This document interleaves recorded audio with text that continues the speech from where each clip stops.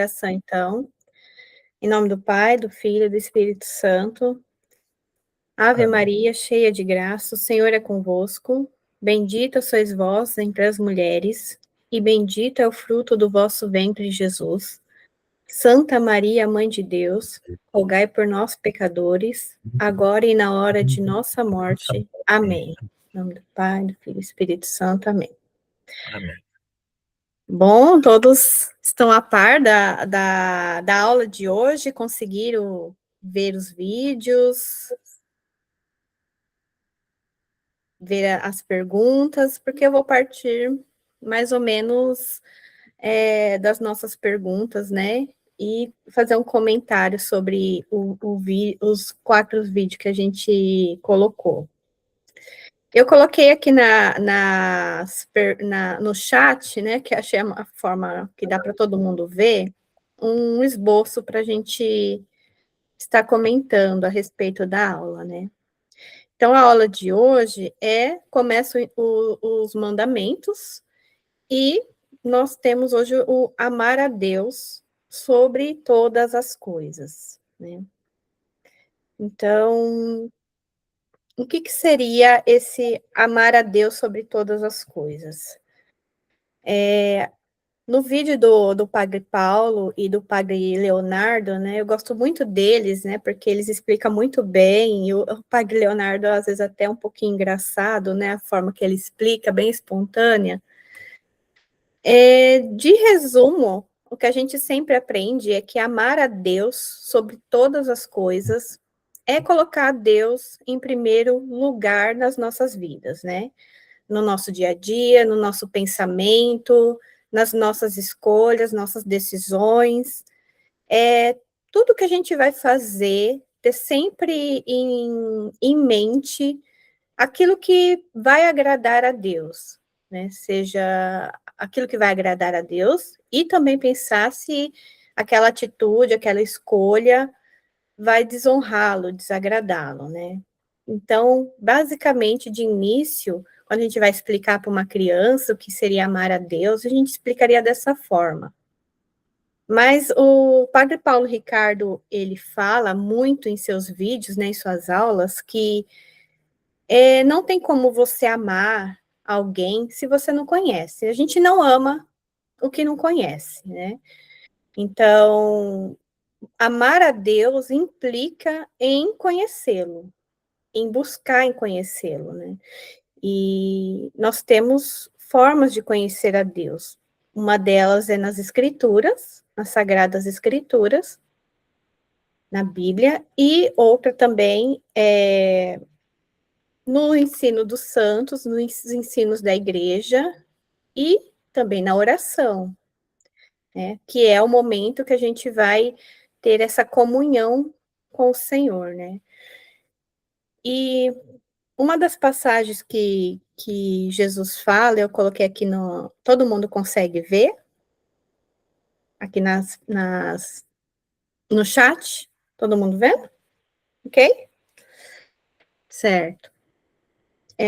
Tem duas passagens bíblicas, aqui primeiro de São João, capítulo 14, 15, que Jesus diz, né? Se me amais, guardais os meus mandamentos. E depois, né, primeira epístola de João, 5:2 diz: nisto conhecemos que amamos filhos de Deus. Ou em outras versões diz: nisto conhecemos que nos amamos, se amamos a Deus e guardamos os seus mandamentos. Eis o amor de Deus, que guardemos seus mandamentos, e seus mandamentos não são penosos. Olha como que São João ele coloca, né? A gente vê os mandamentos de Deus, né, nas Escrituras, e as ordenanças que ele dá a partir desde lá do povo de Israel, e a gente olha aqueles mandamentos e fala, nossa, é tanta coisa que a gente tem que fazer, às vezes é tão pesado cumprir as ordenanças de Deus, e o São João Evangelista diz, os seus mandamentos não são penosos. Por que não são penosos? Porque são mandamentos que nos traz bem, que nos faz bem, é para o nosso próprio bem, né? Que vai nos conduzir à vida e não à morte, e não à destruição. Então, quando Deus pede algo para nós, ele pede por amor, né? E eu sempre procuro dar um exemplo com um relacionamento, né? Que eu vejo, quando a gente lê as escrituras, a gente vê que Deus trata seu povo com o relacionamento, ou como filhos, né? Muitas vezes Deus chama Israel de seu filho primogênito, e também, às vezes, Deus chama Israel de sua esposa, para que a gente possa compreender como que seria essa relação, né, de Deus conosco e como nós devemos nos relacionar com Deus, né? Então, muitas vezes quando a gente vê lá no povo de Israel, Deus dá os 10 mandamentos depois de tirar o povo da escravidão do Egito. O povo sofria, não tinha descanso praticamente, não podia sair do Egito. A gente vê que Faraó não deixava eles saírem, eles trabalhavam arduamente para construir as cidades, e chega um momento que eles começam a clamar a Deus por libertação, por não aguentar mais aquele sofrimento, né?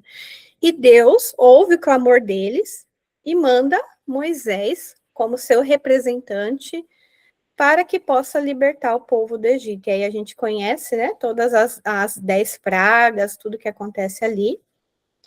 E logo em seguida, quando o povo de Israel é libertado do Egito, Deus então começa a estruturar o seu povo. Agora é um povo. Então ele dá regras e os mandamentos que os santos dizem que são mandamentos que já estão no nosso coração, mas Deus ele deixa ali visível, né, para que a gente possa ver e sempre se lembrar. Então eu coloquei aqui ao lado a Santa Teresa d'Ávila. Vocês conhecem Santa Teresa d'Ávila? Já ouviram falar? Ela é conhecida como a Teresa Maior, né? Porque nós temos a Santa Teresinha e temos a Santa Teresa d'Ávila. A Santa Teresa d'Ávila, no livro dela, O Livro da Vida, e no livro das Moradas, ela divide o amor a Deus em 3 partes, né? E ela começa ali também com o amor servil. O que seria o amor servil? O amor servil, ele tem como base, né, como eu escrevi aqui, o temor e o respeito. É aquela obediência que seria por medo do castigo, por medo do que possa acontecer, né? É um amor que eu falo assim, é o amor da criancinha, né? A criancinha, quem é mãe, pai, sabe que muitas vezes a gente tem que falar para o filho, ó, não toque aí, não faz isso, não faz aquilo, porque senão terá consequências. Por quê? Porque a criança ela ainda não tem a maturidade para compreender, porque o amor ele está ligado à nossa inteligência, né? Conforme a gente vai crescendo e amadurecendo, o amor vai também crescendo junto, a compreensão. E o amor ele está ligado à nossa inteligência, à nossa compreensão. Então, Deus ele começa a tratar o seu povo dessa forma. Ele começa a tratar lá de Israel com esse amor servil. Ele sabe que o povo de Israel era o que no Egito? Servos, escravos. Então, Deus usa a linguagem que eles conhecem. Então, Deus começa a falar para eles e dá os 10 mandamentos. Vamos aqui. Se vocês quiserem comentar algo, ou o Marcelo quiser falar alguma coisa também, fique à vontade. Né? Então, Deus começa a falar que não terá outros deuses, não fazer imagem de escultura, não dirás meu nome em vão. Depois Jesus vai remodelar e dizer que é amar Deus sobre todas as coisas, né? Então, por quê? Porque o povo de Israel, ele era um povo coração muito duro. eles não tinham essa profundidade do amor que Jesus depois vai explicar e vai apresentar o amor filial, né? Então, quando o povo de Israel está lá no Egito, Deus fala, não pode fazer isso, não pode tocar no animal, não pode comer certos alimentos. E a gente não vê Deus dando muitas explicações. E o povo aprende que para amar a Deus é necessário obedecê-lo e é necessário ser fiel. Mas eles ainda não sabem ter um relacionamento pessoal com Deus. E isso a gente vai ver, algumas pessoas, como Moisés, tinham um relacionamento mais profundo com Deus, Abraão tinha um relacionamento, Davi, enfim. Entre outras. Daiane. Pode falar, Marcelo. Então, essa parte aí é porque... Por que Deus dá 10 mandamentos para a gente, né? Isso é uma pergunta, né? Mas para quê? Se intuitivamente nós o amamos, né? Dentro dos nossos corações nós sabemos, não sabemos explicar, mas sabemos que devemos amá-lo e respeitá-lo. Tanto é que se tu pegar as culturas antigas, todas as civilizações, elas existem sempre com uma religião. O nosso Deus, ele é diferente dos deuses da antiguidade, que às vezes não eram deuses, eram deuses, né? D minúsculo. E o nosso é um D com D, um Deus com D maiúsculo. É diferente. E ele se apresenta a nós. Na antiguidade, as pessoas deduziam a existência de Deus, sentiam no seu íntimo essa necessidade de haver uma inteligência sobre tudo quando eles observam as coisas da natureza como elas acontecem de forma perfeita. E aí, o nosso Deus, por ser um Deus revelado, ele se apresenta, né? Quando o Abraão está lá no deserto, ele é apresentado, né? Ele é falado lá, a Sara, né? Quando a Sara já acontece um milagre, né? A existência do povo de Israel já é um milagre, porque é uma concepção abençoada. Porque sem a intervenção de Deus, eles não existiriam, nem o povo existiria, porque todos são descendentes de Abraão. Por isso que eles falam, pai Abraão. Todos nós somos filhos dele. Nem que seja de forma espiritual, por adoção. Quando a gente adota o Cristo, a gente passa a integrar esse rebanho de Deus.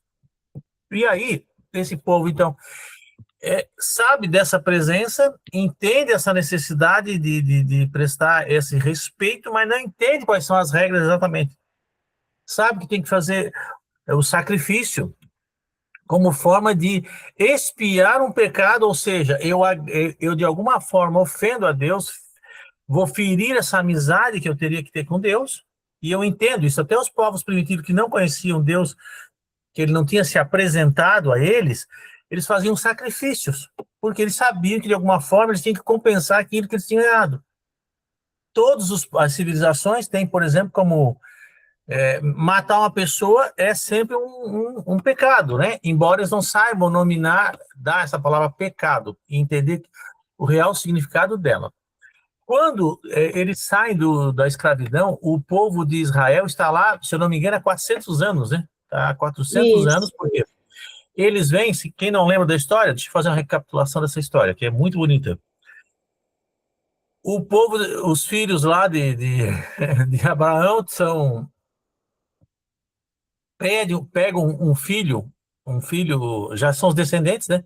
Estão lá no deserto, e eles pegam um filho mais amado lá, do patriarca, capturam ele, jogam numa cova, passam uma caravana, eles vendem como escravo, esse primeiro, Josué, José. e ele tem José, e ele tem uma habilidade de interpretação de sonhos. Ele sabe interpretar sonhos. E por causa de um sonho que ele interpreta para o pai, que os irmãos vão se curvar perante ele, eles ficam enciumados, prendem ele, capturam e botam ele como escravo, para eles se livrarem daquele menino, que ele era filho mais velho da esposa predileta dele, do pai. E aí esse filho, então, vai com esses... Ele tem essa formação judaica, ele conhece a Deus, ele sabe para quem ele deve, ele tem uma formação moral muito, muito, muito boa e umas capacidades intelectuais excepcionais. Esse José vai lá, se destaca, apesar de todas as circunstâncias, que eu não vou contar agora. E então, quando dá uma fome tremenda na região, por causa de uma interpretação de um sonho que ele revela ao faraó, ele é nomeado, então, interventor geral, ele é o governador geral do Egito. E esses irmãos dele, que achavam que ele já estava morto ou perdido, né, que tinham mentido para o pai, vão até ele sem saber e pedem comida. E ele fica lá, e acaba que o povo, ele perdoa os irmãos, traz o povo de Israel para morar no Egito, mas com o passar dos anos, que são 400 anos, eles deixam de ser aquele povo que foi acolhido para ser uma ameaça por causa da quantidade de pessoas que eles são. Eles começam a ficar muito numerosos e por causa da moral eles vão se destacando e vão prosperando. Chega uma hora o faraó diz, não, chega. Aí escraviza todos eles. E aí eles são resgatados por Moisés, que esse seria uma pré-configuração de Cristo, mas não é Cristo, mas é uma pré-configuração.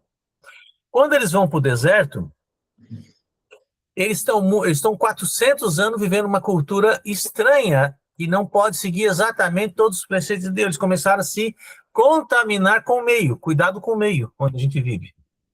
E eles vão para o deserto, eles passam eles idolatram outros deuses, eles murmuram porque não tem cebola, apesar de todos os milagres sair da escravidão, e chegam lá e ficam reclamando porque não tem cebola, porque não tem carne, porque não sei isso. Todo dia tem maná para eles comerem no deserto, que brota do nada, tem codornas, né? Que cai do céu, para eles comerem carne. E água que brota da onde menos se espera, no deserto, brota água, é um milagre. E eles não estão contentes, estão sempre reclamando. Aí o Moisés sai para pegar, não, vamos ter que dar um jeito, vamos normatizar esse negócio, né? E eles precisavam realmente de diretrizes.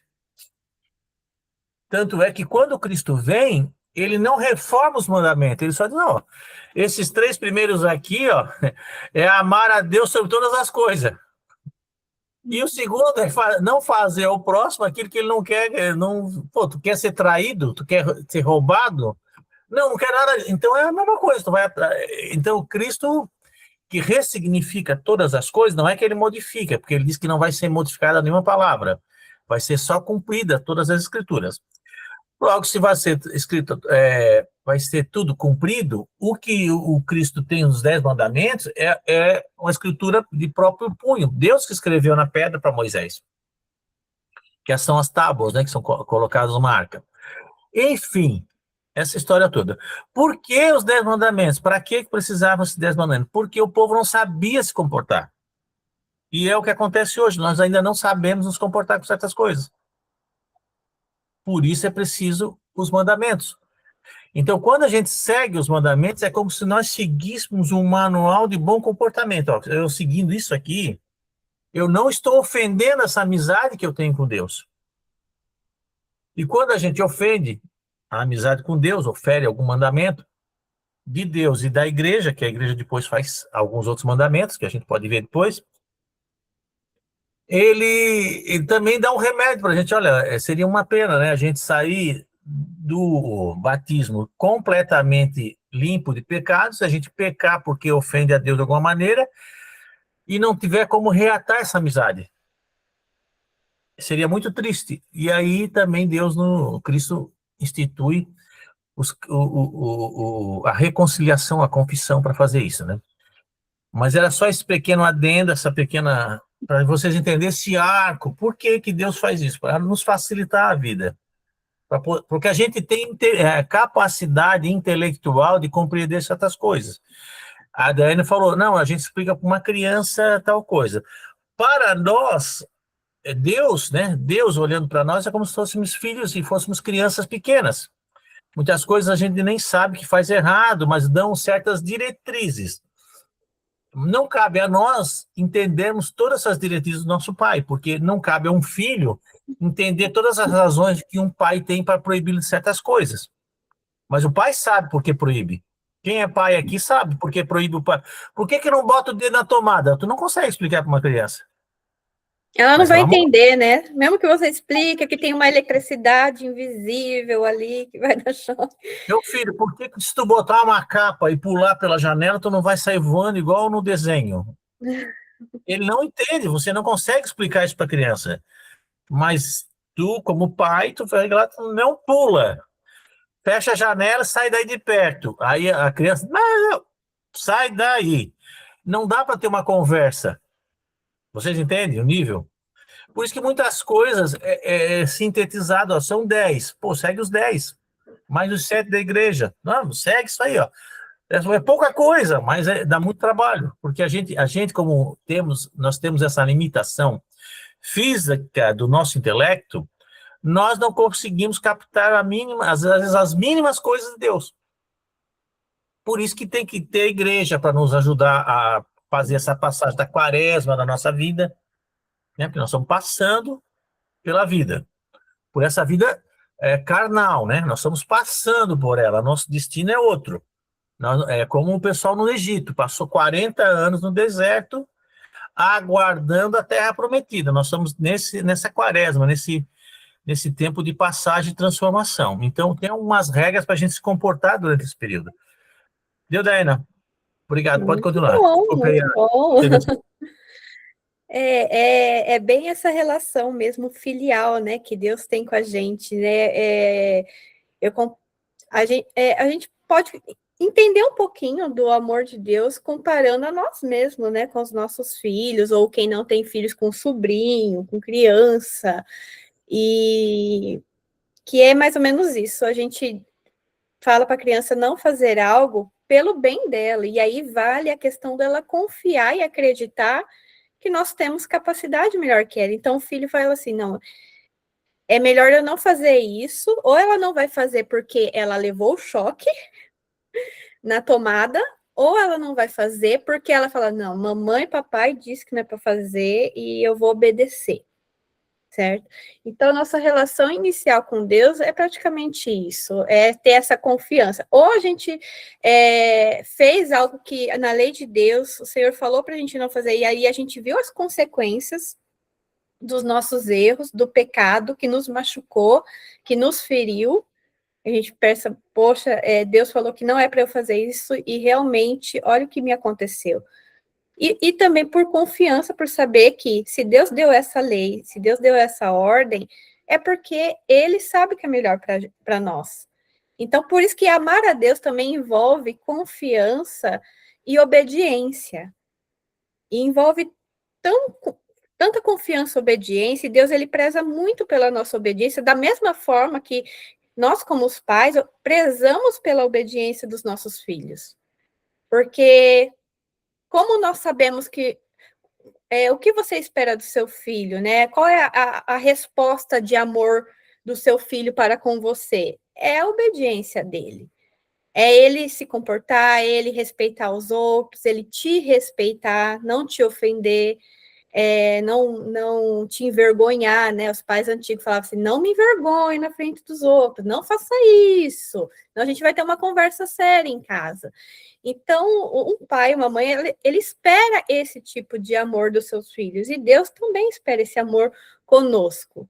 E conforme a gente vai crescendo na nossa vida de oração, de santidade, de conhecimento a Deus, né, lendo as escrituras, lendo a vida dos santos, a gente vai subindo o degrau do amor. É como o Padre Paulo diz, o amor, você precisa exercitá-lo para que ele cresça. Ele até dá o exemplo da tampinha de garrafa e do mar e do Guanabara, né? Que nosso coração ele tem que se alargar para que o amor de Deus invada, né? Por isso que você vê um ato heróico de um santo que ama a Deus, que se entrega, que chega até o ponto do martírio. E às vezes a gente, com o nosso amor tão pequenininho, a gente fala: meu Deus, como que eles conseguem fazer isso? E eu aqui com medo de coisas do dia a dia, né? Falta de confiança com coisas pequenas. Então, a gente começa dessa forma, obedecendo a Deus. Um exemplo que eu gosto muito é o exemplo da vida de Saul, né? Vou fazer uma recapitulação bem rápida.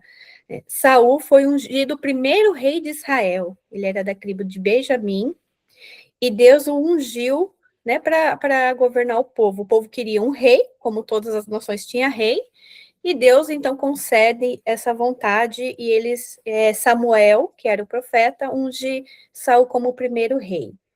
E Saul ali foi, quando um profeta, uma pessoa era ungida, né, o óleo, né, se derramava óleo sobre a cabeça, Deus dava o Espírito Santo para aquela pessoa. Então, na antiga aliança, o Espírito Santo não era para todo mundo que cria em Deus. Deus dava para quem ele queria, ali, para um ungido, um profeta, um rei, talvez. E Saul, ele tinha o Espírito Santo. E chegou um momento que Deus deu uma ordem para ele, que ele entrasse numa cidade dos Amalequitas e não deixasse nada vivo lá, nem pessoas, nem animais, não pegasse ouro, não pegasse nada, porque aquele povo havia cometido muitos pecados contra Deus, né? Alguns dizem até que de sacrifício humano e de canibalismo também. Então, Deus deu essa ordem para que Saul fizesse isso. Só que Saul, ele viu gados ali mais gordinho, umas ovelhas melhorzinhas, viu um ouro ali e levou. Ele levou para Israel e também levou o rei Amalequita.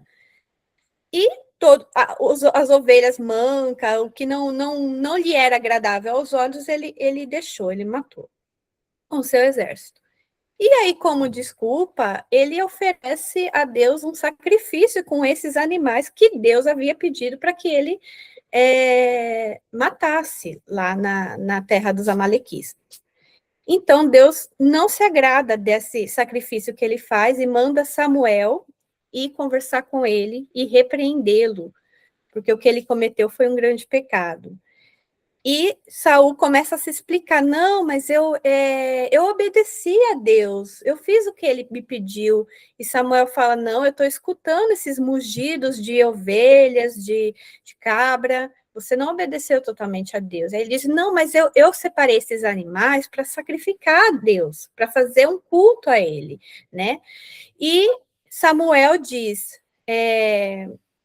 você não sabe que obedecer é melhor que sacrificar, e que o pecado de desobediência é como um pecado de feitiçaria, e Deus, ele preza mais pela sua obediência.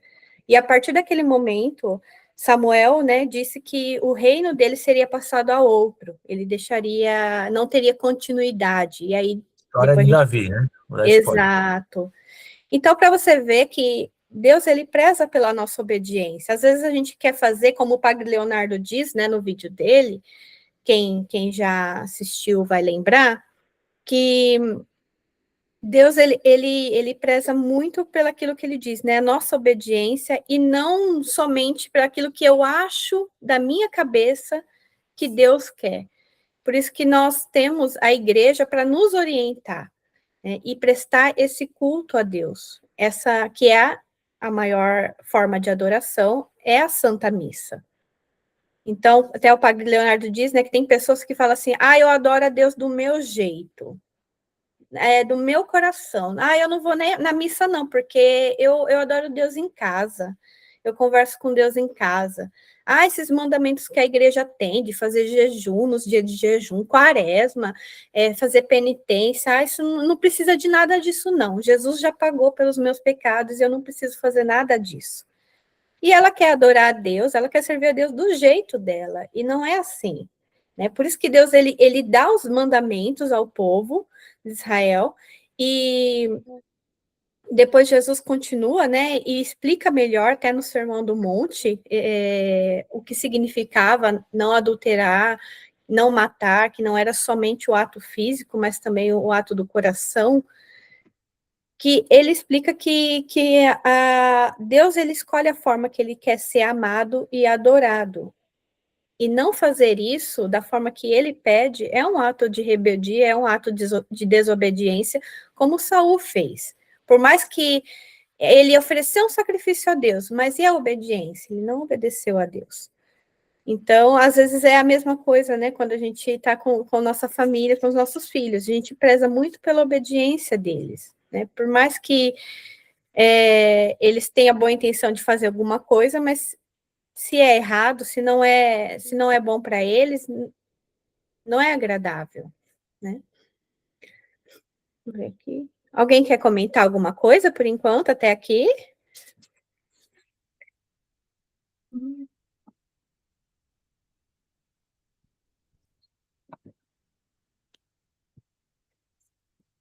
É só abrir o microfone e falar. Vamos interagir, pessoal.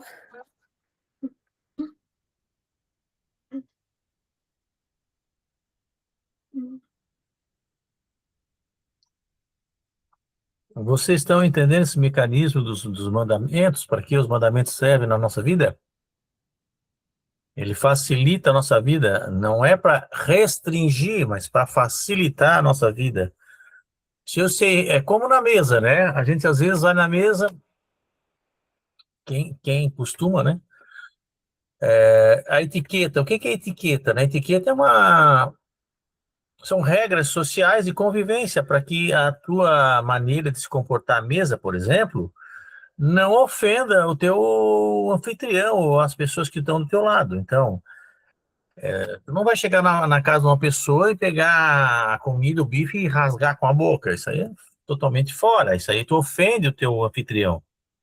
Se tu usa garfo e faca, é a primeira coisa que a gente ensina para a criança, saber se comportar à mesa. Né? Porque é aquela história de envergonhar os pais, né? Chega uma criança lá que não sabe se comportar, começa a jogar comida no convidado, derrama Coca-Cola do prato. Eu já vi essas coisas acontecendo e é horrível. E é pior para o pai, né? Que ensina do que às vezes para o filho. O pai passa mais vergonha do que o filho. O filho não sabe o que está fazendo.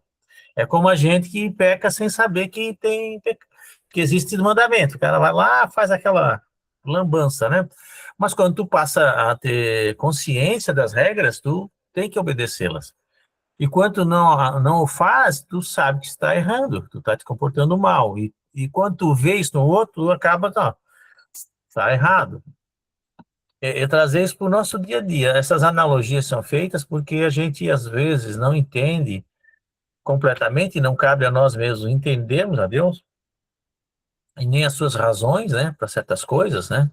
A história de Jó nos mostra que Jó sofreu consequências das quais ele não tinha culpa necessariamente, não tinha provocado, mas que quando ele quer questionar a Deus por que que ele passa aquilo, já que ele não lembra de ter ofendido a Deus, Deus no final fala para ele, ah, beleza, só que tu sabe por que que eu criei as estrelas? Eu não sei, senhor. Não sabe por que que eu fiz o dia e a noite? Não, eu não sei. Essas coisas o senhor sabe que eu não sei. Então por que está me questionando? Não tem que questionar Deus, às vezes que ele bota. A gente tem que ter a certeza. Se a fonte que nos fornece essas informações, que é a igreja, ela é confiável para nós, não cabe a nós ficarmos duvidando dessas informações. Vocês entendem? Voltamos ao pai e o filho. Quando um filho confia no pai, basta o pai dizer que não é para fazer. E o filho, como um filho obediente, ele obedece. Depois vai ver com o pai, vai tentar entender por que que o pai falou, por que não. Basta ele dizer, né? Aquele negócio assim, eu sou de uma época em que o meu pai, quando eu estava me comportando mal, ele não precisava nem dizer, ele bastava ele olhar para mim. Se ele olhasse para mim O olhar atravessado, dizia mais do que as palavras. se ele olhasse para mim de certa forma na casa de uma visita, eu estava encrencado quando chegasse em casa. Eu tinha certeza que eu estava encrencado. Eu já mudava, porque eu sabia, não precisava falar. Aí a gente já pensava no castigo, né? Não, Oh, eu vou não, levar umas. estragava o dia para mim, porque eu rezava porque ele esquecesse, né? É. Então, Pois é, pode falar, né? não, a gente vê as crianças fazendo isso, né? E aí depois, né, a gente cresce e fala, nossa, olha, agora eu entendo porque meu pai, minha mãe pedia isso, fazia isso, agora eu compreendo, né, que ele queria meu bem, tudo. É esse o crescimento que a gente tem que ter com Deus, sabe? Eu mesmo penso, por exemplo, sentimento. assim, ó, tem horas que eu no meu dia a dia, eu não entendo tudo que se passa comigo. Como diz São Pio, né? São Padre Pio. O Padre Pio dizia que ele era um mistério para ele mesmo. E eu também acho que eu sou um mistério para mim mesmo, muitas vezes.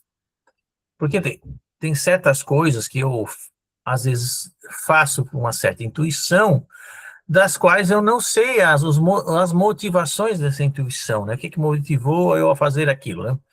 Eu tenho a impressão que quando eu for sair da vida terrena e tomara que eu vá para o céu, eu vou encontrar um dia o meu anjo da guarda e eu vou pedir algumas explicações para ele de quantas enrascadas ele me tirou, quantas Seria que eu muito deixei bom a gente ver. esse balanço eu nunca, né? Eu não sei. Quando eu estiver fora da vida orgânica, vamos dizer assim, estiver na vida puramente espiritual, eu pretendo me juntar aos santos, né? Esse é o meu objetivo. É sair Uhum. daqui para me juntar aos santos. E lá eu vou ter a oportunidade de entender essas coisas, né? Ou seja, eu vou passar para aquela igreja triunfante.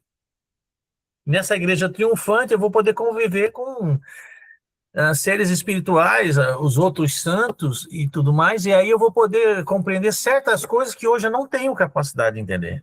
É como se eu ficasse adulto, né? Exato. Uma hora eu vou ficar Atingimos adulto.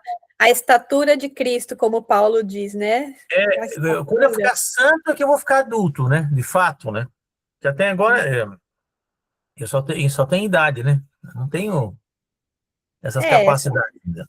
essa vida aqui é um nascer, gatinhar, andando, caindo, levantando, ouvindo não, sem entender o porquê, né? Às vezes Deus pede algo para a gente não entende, e a gente sabe que se não obedecer vai ser pior para nós, porque só nós que somos. Deus está na eternidade, ele é feliz e se ama, independente de nós. Mas nós amá-lo e obedecê-lo, só ganhamos com isso, né? Só ganhamos, É igual um como um filho. filho obediente, né? Um filho obediente tem tudo, pai, né? Exato. E é até engraçado quando às vezes a gente vê quem tem mais de um filho, né? E vê que tem filho que sabe o jeito de falar com o pai e com a mãe. Ele sabe como agradar o pai e a mãe, e a gente que tem um coração. Jesus diz: vocês que são maus, sabem dar boas coisas aos vossos filhos. Imagina nosso Deus que está no céu, né? Vai dar o Espírito Santo, que é o maior presente que ele pode nos dar, né? O Espírito sem medida.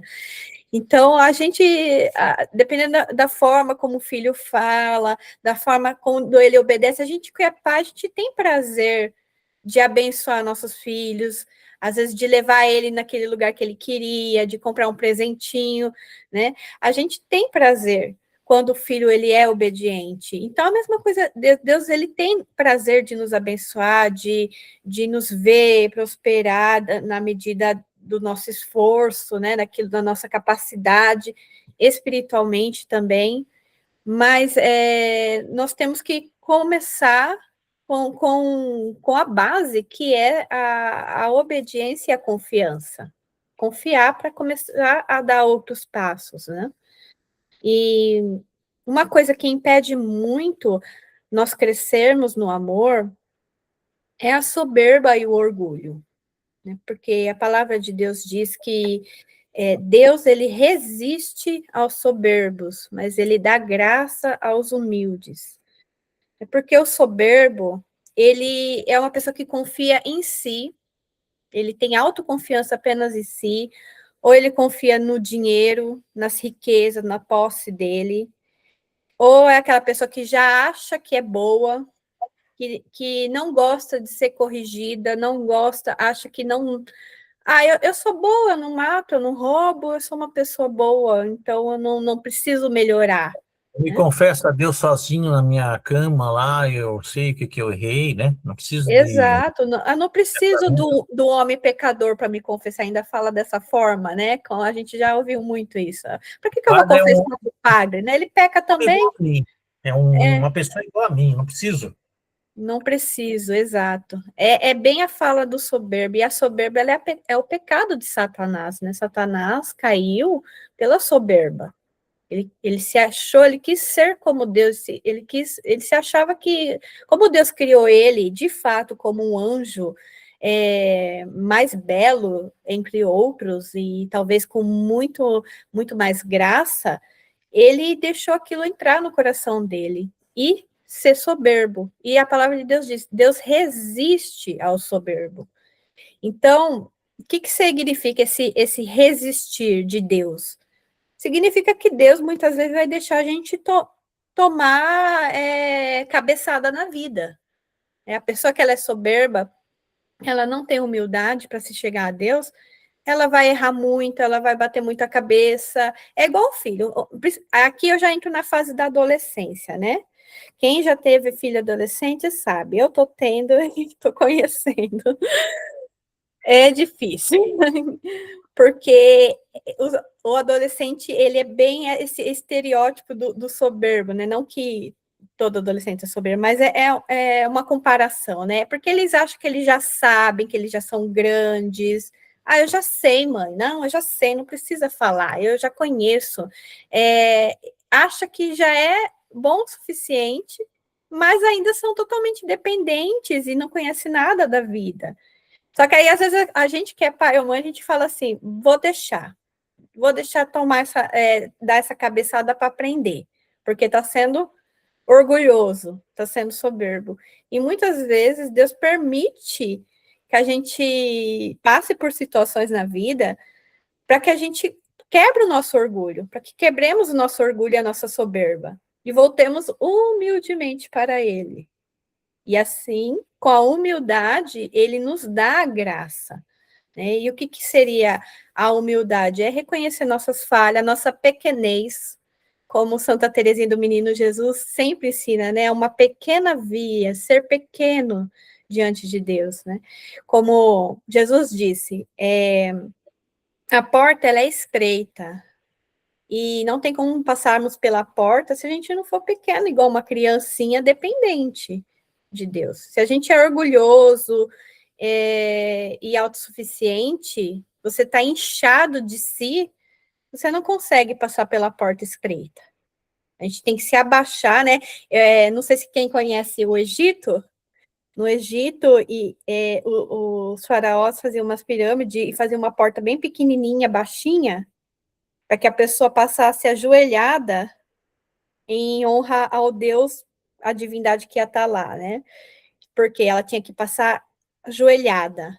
Eu acho que até tem alguma igreja que foi feita assim, né? Para que a gente passasse, não sei se em Jerusalém. Você conhece? Jerusalém é o Santo Sepulcro, né? Ah, o Santo Sepulcro, exato. Só Exato. entra agachado. Abaixado.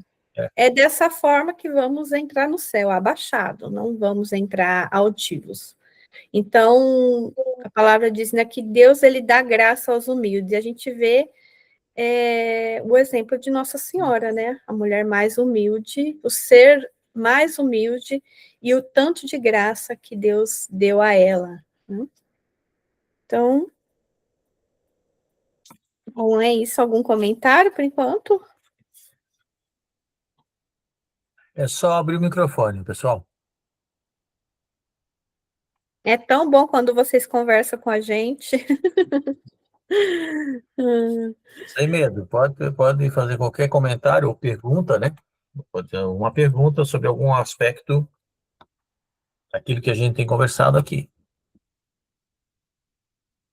Estão entendendo? Estão pegando o espírito da aula de hoje? Nós estamos falando sobre essas regras de convivência cristã com as quais nós precisamos nos adequar e aí não questionar, né? Nós temos que nos submeter de forma humilde, como uma criança obediente se submete ao pai. Porque a gente sabe que é tão doce, tão bom, né? Amar uma pessoa que é obediente, né? Que é dedicada, que é aplicada, né? O filho, né? Não é que o pai ame diferente os seus filhos, mas fica mais fácil amar um filho assim. Aquele sobrinho querido, aquele filho querido, é muito mais fácil, né? É muito mais gostoso amar ele, né? Vamos lá. A mãe e o pai amam igual. Não tem diferença, mas é mais fácil, gente. É Vamos igual lá. os santos, né? A gente vê que os santos, eles têm não seria um Rai, privilégio, né? Um acesso mais não estou te facilitado. ouvindo, Rai. Ah, desculpa, Rai. A Rai está falando lá. É tipo assim, tem uns Agora filhos sim. da gente que tem 2 filhos ou mais, né? Eles falam assim, mas você ama mais fulano do que a mim, porque você faz mais coisa pro fulano do que para mim. Mas não é, é igual a Dá estava falando aí, é do jeito que fala com a gente, é do jeito que age com a gente. Então, eu acho assim, que Deus também é desse jeito, né? Porque igual o professor Marcelo estava falando, que da rebeldia, né? Que com Deus, eu não vou fazer isso porque Deus já, eu não vou fazer isso. Lá onde eu trabalho, tem mesmo os que falam, assim, por que não comer carne tal dia? Todos os dias é dia santo. Então, assim, aí eu peguei e falei para ele, não, mas é uma reverência que a gente tem para com Deus. É igual ao nosso aniversário. Nós não temos um dia nosso, então é a mesma coisa de nós tirar aquele dia para nós. Então, tem esse mês, essa semana, vamos fazer uma penitência. Não, faço penitência todos os dias. Deus me ouve todo do jeito que eu sou. Então, aí eu falei assim, tudo bem, né? Mas, tipo assim, mas é uma obediência que a gente tem mesmo com Deus, né? Uma coisa, não é. Sei lá, eu acho assim, eu concordo também plenamente, que nem nossos dedos das mãos são iguais, né? Então, Exato. E também tem que Exato. pensar assim, da seguinte maneira, né? A gente está levantar da cama é um dia abençoado, né? isso.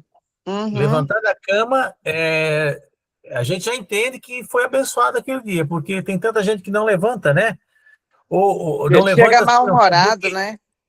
ou não levanta assim, que não é nem o fato de não estar vivo, né? Mas assim, dá um derrame, é uma É, cama presa, essa está semana doente. mesmo, anteontem, teve o tio de uma amiga nossa lá do meu trabalho que ele dormiu e não acordou.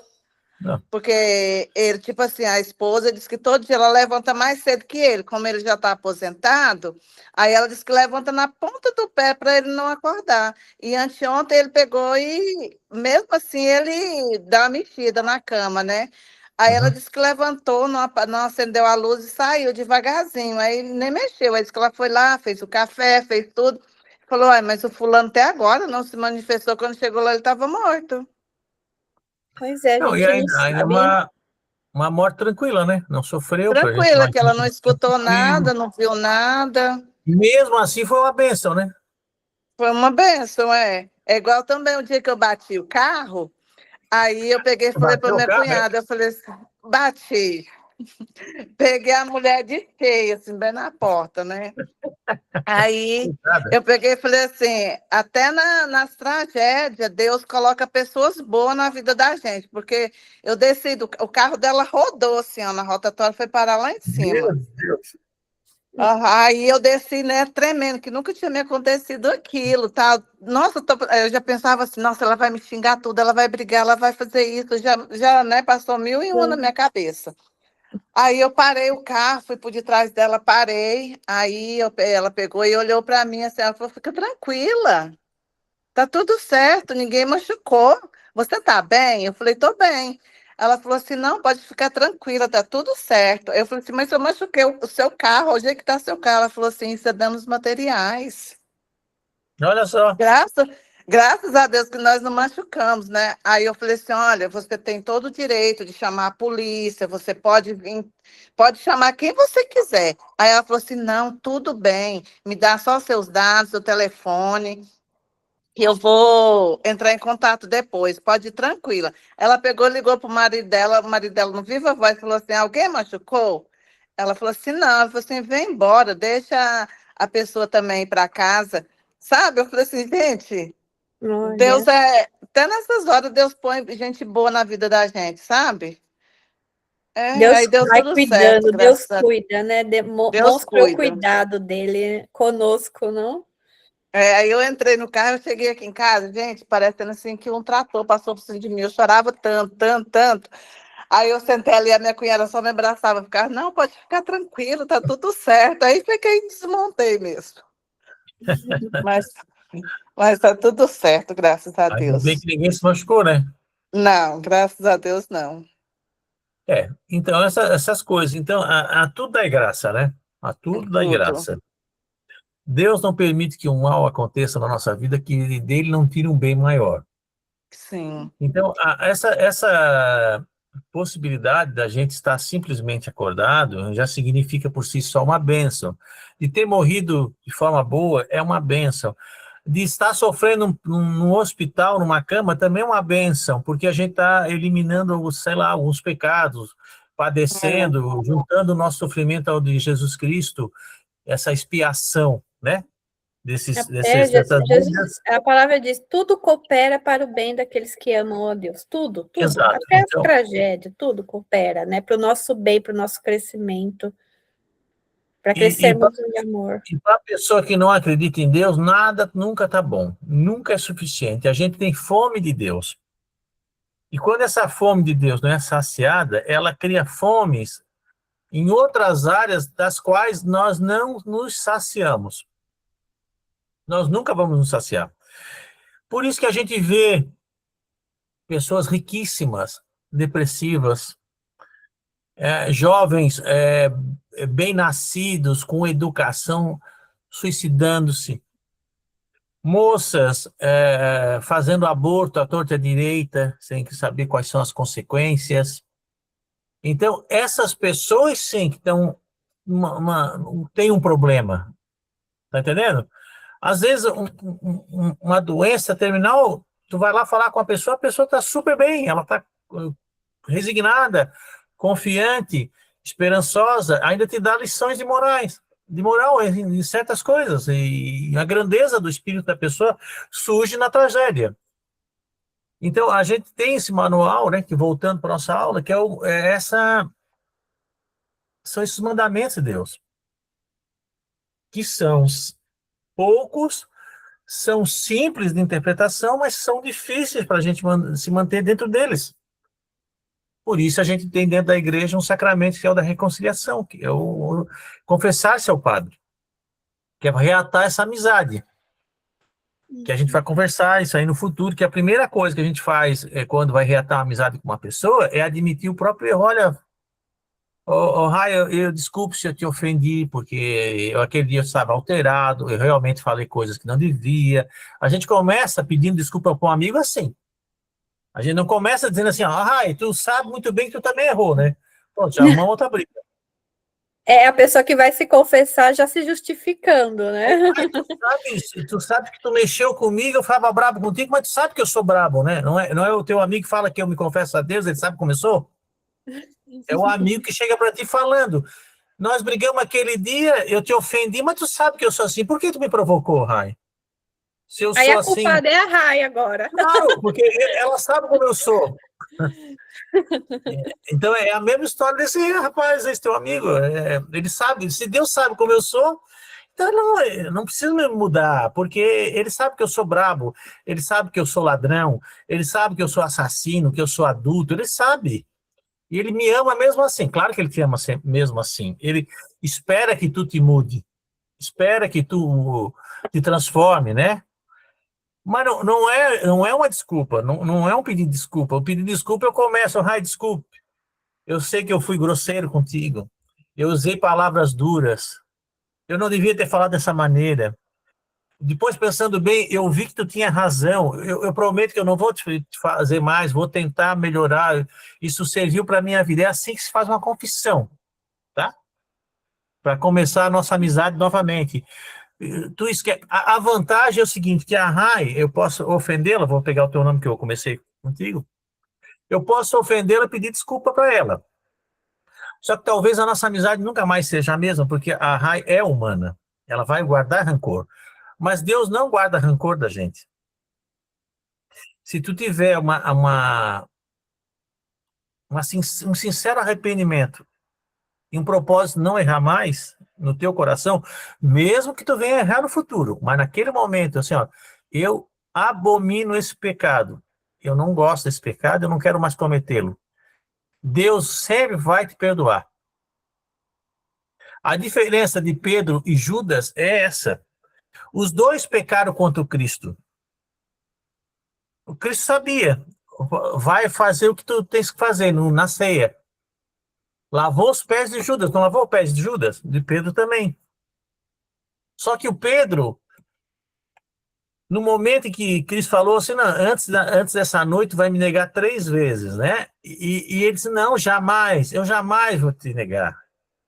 O Judas negou uma vez, foi lá, integrou, ele traiu Cristo uma vez, mas o Pedro traiu 3 vezes. Quando perguntaram, ele, não, não, não. E ele, no final, quando o galo canta, ele se dá conta, né? Ó. E a partir daí, que ele volta para Cristo e se arrepende dos seus pecados, né? E se arrepende sinceramente. E por isso ele é perdoado. Ele é perdoado. Então, nós temos que fazer o papel de Pedro e não de Judas. Sempre que a gente pecar, nós temos que voltar a Deus com sincero arrependimento de que a gente errou e pedir esse perdão, porque Deus não guarda mágoa, gente. Deus não guarda mágoa.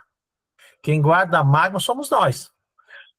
Por nossa incapacidade de perdoar, às vezes, sinceramente. Às vezes não consegue perdoar. Uma mãe, um pai que bebeu, estragou a minha infância, que me batia na minha mãe. A gente guarda essa mágoa. Um cara que me lesou no trabalho, uma pessoa que falou mal de mim. A gente guarda essas pequenas mágoas. O padre Paulo Ricardo fala, é uma expressão que ele diz assim, que nós temos pecados de estimação. Cada um de nós tem algum pecadinho de estimação. Aqueles, Rai, que como o teu colega lá, ele deve ter vários, e aí ele faz um pacote e diz, não, Deus sabe como eu sou. Não falar mal dele, mas é falar na circunstância dele, que nós podemos cair nesse mesmo engodo, de achar que Deus, por si só, por ter essa capacidade de perdoar infinita, nós vamos ter tempo de sempre chegar no final e pedir perdão, mas não é assim, tem horas que não dá tempo. Eu chego lá de manhã e falo só, assim para ele, assim, ó, bom dia. Aí ele fica calado, né? Eu, bom dia. Aí ele fica calado. Eu, bom dia, seu Valdeci, você não vai me responder? Aí ele falou assim, já comecei meu dia, então para que ter um bom dia? Eu falei, para abençoar nosso dia. Mas todo dia eu chego e dou bom dia para ele, todo dia.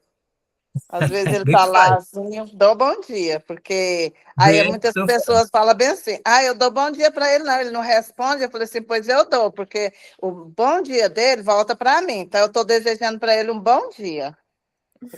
Muito bom. Isso já vai pegar gancho na nossa próxima aula, que é amar o próximo, que é um desafio, não? Um desafio, pois é, desse jeito. E eu dou sempre bom dia para ele, mas ele é tadinho. Que Deus exatamente. cuide. Tem que entender que ele não está teve pagando essa... mal com o bem, né? Sim, mal no sentido de... Ele é católico? Não sei o que ele é. Eu acho que ele é nada.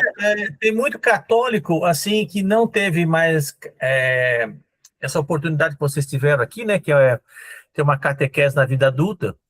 É totalmente diferente de ter uma catequese quando a gente é criança, né? Uhum. Eu lembro que quando eu tive catequese, a freira que dava catequese para mim, eu acho que ela queria me matar se ela pudesse, porque eu era um infernal. E eu perturbei muito ela, que ela chegou a um ponto dizendo, eu não sei, eu vou ter que te dar, aprovar, mas, Marcelo, tu tens que mudar. Logo. E ela, olha só como é que são as coisas, né? Graças a ela eu ainda tive primeira comunhão. Tá vendo? Mas depois de adulto é que eu comecei a estudar, a me inteirar mais nas coisas, e vi que tinha quantas coisas eu peguei, mas eu não tinha a mesma capacidade intelectual de absorver as coisas naquela época, né? Eu era criança, 9 anos, não tem muita. A Daiane tem 2 meninas, tem uma adolescente e tem uma menina de 9. 9 aninhos. Eu vejo essas crianças 9 aninhos assim, eles estão lá, assim, bem ingênuos, bem santinhos, né? São umas coisas queridas, são uns coroinhas lá, tem vários dessa idade, assim. E a gente vê que eles estão participando da liturgia, às vezes não entendem de fato o que eles estão participando, né? Eles não entendem, eles não têm a real Tem a complexidade, né? dimensão, né? Daquilo que Não significa. sabe a dimensão daquele negócio ali, não sabe. Mas eles estão ali, entendeu? Eles estão ali. E essa bênção que vocês estão tendo aqui, que é uma catequese com vocês maduros, conscientes da vida de vocês, por passar muitas experiências, e o que a gente está falando era que a minha catequista lá na época da minha primeira comunhão falava, a igreja não mudou. Tem 2000 anos que a igreja não muda. Muda o formato. Hoje nós estamos fazendo uma aula numa forma eletrônica. No Brasil, na Irlanda, tive aluno na Irlanda, tem no Brasil, agora a está no Brasil, aqui em Swindon, em Oxford, sei lá, em toda a Inglaterra tem um aluno, em Bigman, que é o Manuel é lá de Bigman. Todos vocês estão em pontos diferentes. É uma forma de entregar a catequese, né? De forma diferente, mas o conteúdo é o mesmo. É o mesmo. Segunda-feira passada, eu estou assistindo a catequese aqui também, é na segunda, né? Sei. Aí a professora lá falando assim que de primeiro, na época dela, que os padres rezavam a missa, era de costa virada para a igreja. Sim. Era de costa virada. Aí ela disse que o sonho dela era pôr aquele véu, né, que na cabeça, assim, dizendo, nossa, ela sonhava com aquele véu. Aí os que tinham das mulheres casadas e das solteiras, né? Aí disse que ela afim do rapaz lá, e ela queria que o rapaz soubesse que ela era solteira. Então ela queria usar o véu. Queria usar o véu de solteira para ele saber, né? Porque a mãe dela não queria e outras coisas lá não queria que usasse o véu. E ela queria mostrar para ele que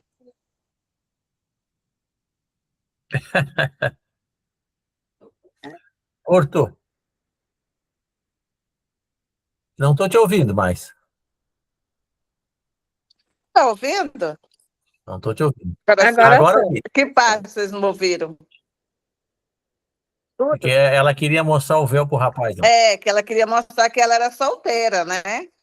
E que a mãe dela não deixava, então, assim, que a igreja tinha aquela definição, aí ela queria, por tudo, chamar a atenção do rapaz, mas com véu. Mas eu achei bem interessante desse jeito de saber, eu não sabia que a igreja, que o padre celebrava a missa de costas para a igreja. Eu não tinha Porque ouvido assim, isso ainda. depois do Concílio Vaticano II de 1965, a igreja tomou certas resoluções. Por exemplo, parou de rezar a missa. Não parou. Deu a opção das conferências de cada país, conferência de bispo, adotarem a língua nativa para rezar a missa. Isso, que eles rezavam em latino, né? Desde que mantivesse certos pontos na língua, por exemplo, Kyrie eleison, continua sendo Amém, continua sendo, tem palavras-chave para sinalizar na língua oficial da igreja, que é o latim. Também alterou, porque eles falam que essa é a missa de Paulo VI, que foi quem homologou o Concílio Vaticano II. A missa, ela não mudou a essência dela, as partes dela continuam igual. Só que, ao invés de voltado de costas para a Assembleia, que ficaria nas costas do padre, porque o padre, o sacerdote, sendo o padre, o bispo, qual é a função dele na liturgia? É intervir por nós junto a Deus. Tá entendendo? Onde é que está Deus? Representado no crucifixo, no altar e no crucifixo.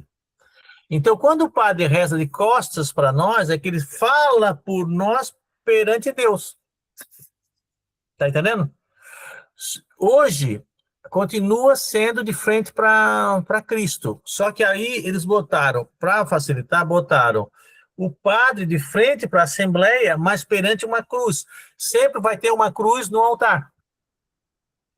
Vocês já notaram isso ou não? Uma cruz menor, mas sempre tem uma cruz no altar. Porque o padre continua intervindo por nós perante a Cristo, perante a Deus, perante o Espírito Santo. Só que mudou só a posição do padre. A missa é a mesma. Tá entendendo?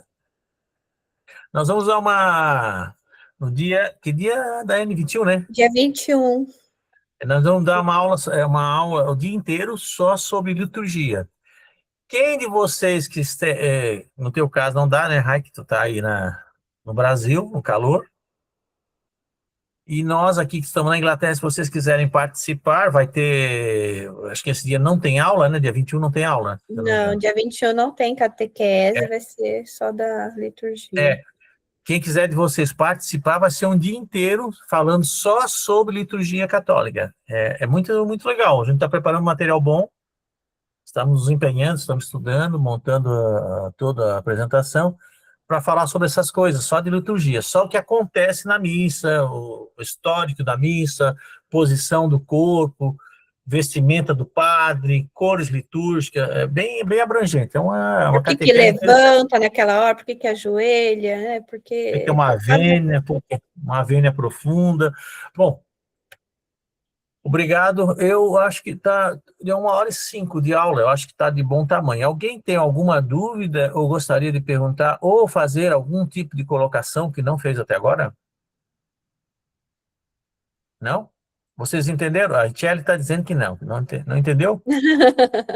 Ou que entendeu? Não, eu entendi, eu só não quero fazer a pergunta. Ah, tá bom. Tá tudo certo. Mas já participou, tá ótimo. Obrigado, Tchelle. Então, assim, gente, ó, professora é a Daiane, e a Daiane faz o encerramento, né? Obrigado a Então, todos. pessoal, obrigada. A próxima aula, acredito que até amanhã de tarde já vai estar pronta, que a próxima aula é continuando os mandamentos, amar ao próximo, tá bom? Então, vocês veem os vídeos para que a gente possa comentar, né, e vocês estarem participando também da aula. Mas muito obrigada. Alguém gostaria de fazer uma oração? Um Pai Nosso? Pode fazer, Richelle. Richelle. Richelle. É Richelle ou Richelle? É Richelle, ó. Tá no mudo. Tá, vou. É Ricele. Richelle. Isso. É um Pai Nosso ou uma Ave Maria? Pode fazer um Pai Nosso. Pai Nosso Nosso? Pai Nosso. Pai nosso que estais no céu, santificado seja o vosso nome. Venha a vós o vosso reino. Seja feita a vossa vontade, assim na terra como no céu. O pão nosso de cada dia nos dai hoje. Seja feito. Nossa, meu Deus, me deu um branco agora. Perdoai as nossas Seja ofensas. feito. Amém. Amém. Amém. Então, estivemos reunidos, vamos permanecer reunidos em nome do Pai, do Filho e do Espírito Santo. Amém. Amém.